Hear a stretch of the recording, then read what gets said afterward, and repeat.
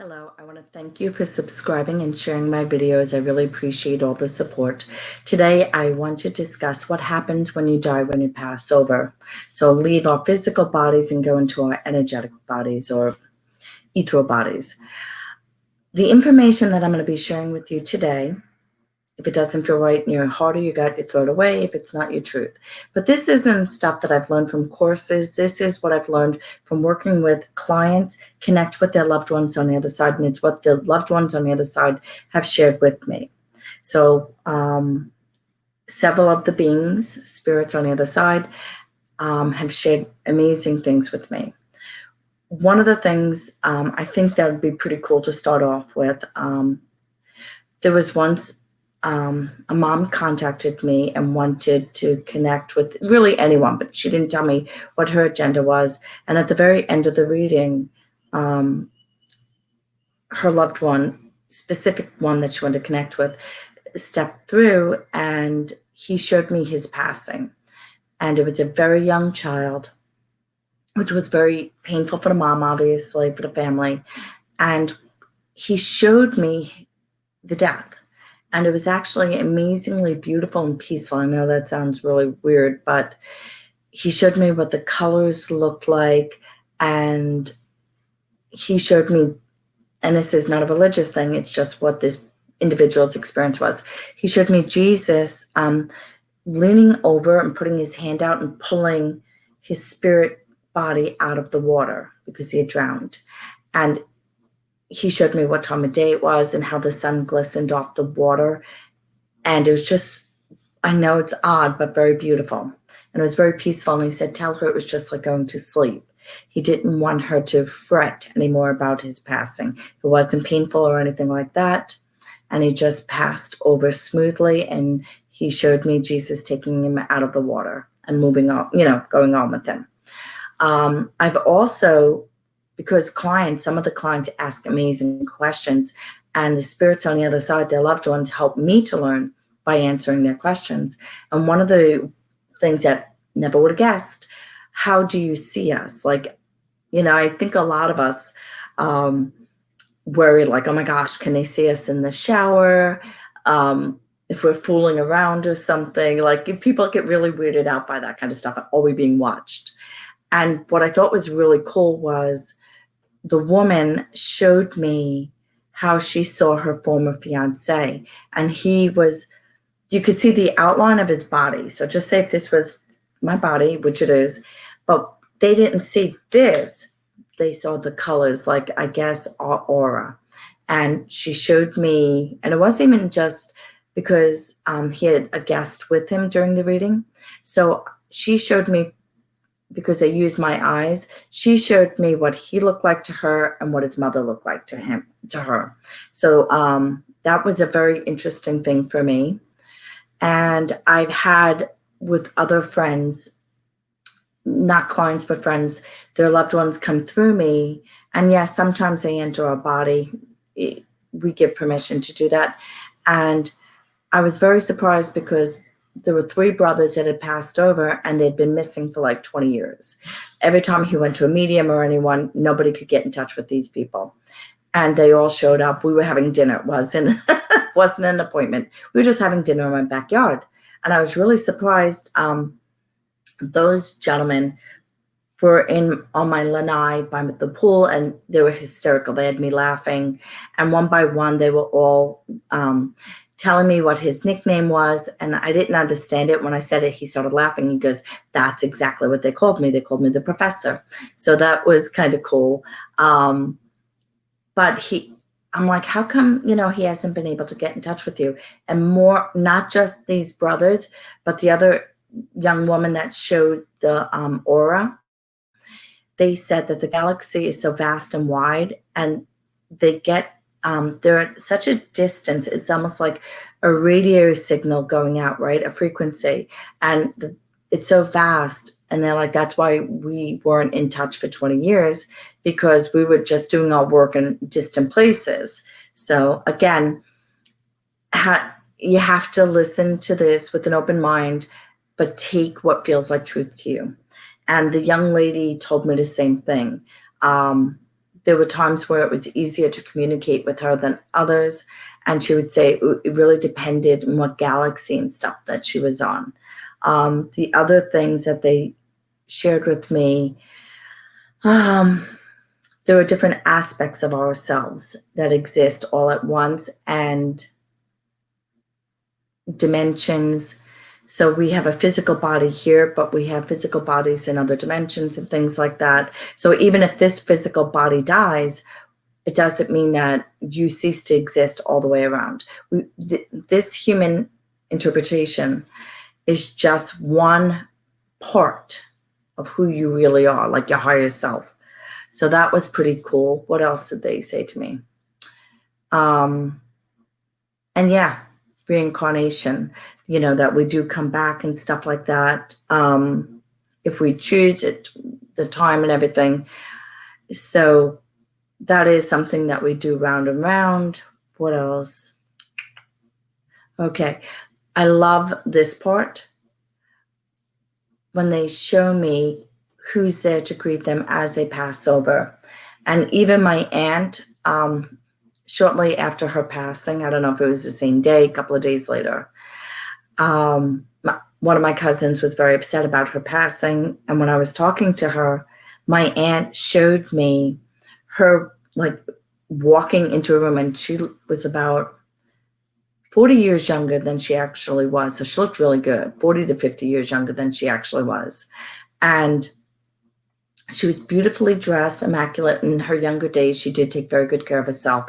And as she walked in, all the family members, her sisters, brothers, brother-in-laws, her husband, her children, all the people that loved her were there, and they were very happy to see her. And her reaction was so funny, like in a daze, and like, why are you all here? Like, why are you all excited to see me? Which, if you knew my aunt, it's spot on. I thought that was hilarious, because when her family threw her 75th surprise birthday party, that was her exact response. She walked in like, why are all these people here? Why are you celebrating me? Like, she was so confused. And she did have dementia. So even though she looked very good, she was very concerned. I think she didn't realize how many people really, really loved her. And that's why she was like, why are you all here celebrating me with my crossing? And they went laughing, like they were very happy to see her. And they were laughing at her response. What else did I want to tell you? Oh, okay. As far as like, a lot of people are afraid to die because they think that nothing else exists. From what obviously, if I'm speaking to spirits that have passed over, to me, that's beyond proof that they still exist. I recently had a client that her significant other passed over. And there were some really tough questions. They were just about to get reunified back together. And the person passed before that could happen. And she needed really strong information about a life insurance policy, because he technically wasn't free.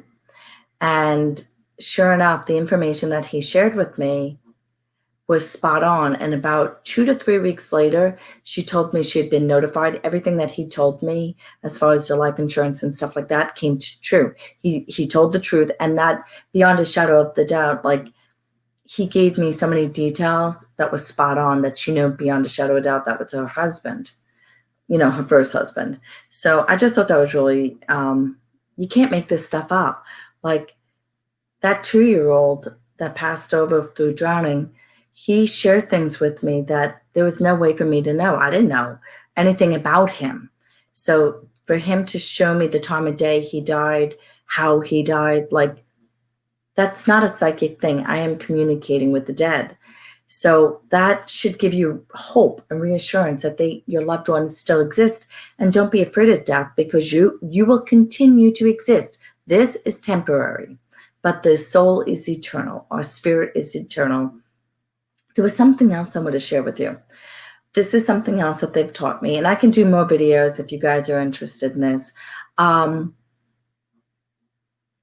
If we are not afraid to die and we are at peace with it, we pass over, we release, we gently cross over. And again, we're joined by our loved ones. It's our belief system. But if you're terrified and you're afraid to leave people and things like that, the easier you are with crossing over, the more gentle the process is. If you cling to life and like for years, whatever the case may be, from what they've explained to me, it can be, that's where pain comes in. My dad died of pancreatic cancer, and it's supposed to be one of the most painful cancers that there are. And he kept asking, like, shortly before his death, I don't know, last month or whatever, because I think the whole thing was like 5 months. Pancreatic is pretty quick. And he kept asking my sister, who's a hospice nurse, when's the pain coming? When's the pain coming? And it might have even been like a week or so before he died. And she said, Daddy, if the pain hasn't come yet, it's not coming. And he never suffered that way. And to me, that was a miracle, because the lesson that I got from my dad, he taught us how to die with dignity, grace, and courage. Like, it was just a really interesting lesson to learn, because we used to tease him about being a hypochondriac and stuff like that, because he's like, oh, what's this on my belly? What's this on my arm? And then, he's dying of pancreatic cancer, and he was just such a gentleman about it. It's really amazing. So our mom taught us how to fight and, go after the life that you desire. When there's a bump in the road, don't cry over it. Like, just get back up. She was pretty tough, and with her health issues, she really just battled on. My dad made from what we understand, he didn't want my mom to pass first. So he asked God to take him first. And the next thing you know, he has cancer and she lives. So she lived another 2 years and 4 months past him. But he said to us, I have no desire to be here without your mom. So I really do believe that the other thing that individuals have shared with me, there's not one exit point. There are different timelines. Like in our life, there are different points that we can pass over. And there are times where we may be, that's one of our options to die, and we choose, we're going to pass, we're going to stay here. And I know for myself, more than once, God and the angels have saved my life, where I really thought I was going to die. And I was even being warned, get off the plane, different things like that, like, don't do this. And I said, if I'm meant to be here, if I'm meant to live, then do something about canceling the flight, do something, intervene. And they did. So that, like, I don't know, was I supposed to die? That would have been, quite a long time ago, like 15 years ago, something like that. So anyway, I know I feel at peace about dying. I mean, you have your loved ones and everything like that. But like, even right now, my adopted rescue beagle is dying. I may have to put my beautiful boy to sleep today or within the next few days. And I had a pet communicator give me a reading for him. And he said how much, like, he's finally not afraid, to live, because he was afraid of everything. And he said he wished he would have found this sooner, like the peace, and to not be afraid, and to be with a loving family where he felt safe. And he's like, I just wish I would have found this sooner. And next time I am going to pick this sooner, meaning he's going to start his next life off with a healthy, happy family where he is valued and he's loved and honored. So even with our dog, when I got that reading, like, she knew things. Catherine knew things like there was no way for her to know. She didn't know that he was finally at peace. His whole personality just chilled up a couple of months ago. And he told her that he really liked the gravy that I was putting on his food, which she had no idea that I was doing that. So it was really interesting. And he told her how he felt. And he didn't have an appetite, and he just didn't want the food to go down his throat and everything. And the interesting thing was that was before we found out he had cancer. So it made sense that there's a tumor pressing on his stomach of why he was having trouble eating, and he just didn't feel hungry. But it really is, like, even with the animals, because we are all connected, we are all energy. So it's not just humans that go on to exist.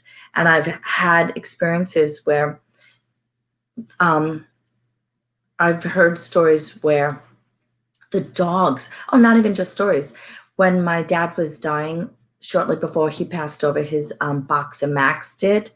And when my dad was still alive, Max came in the room after he had passed. The dog had passed away. And my siblings were in the room and everything. And my dad looked over his hospital bed. We kept him at home.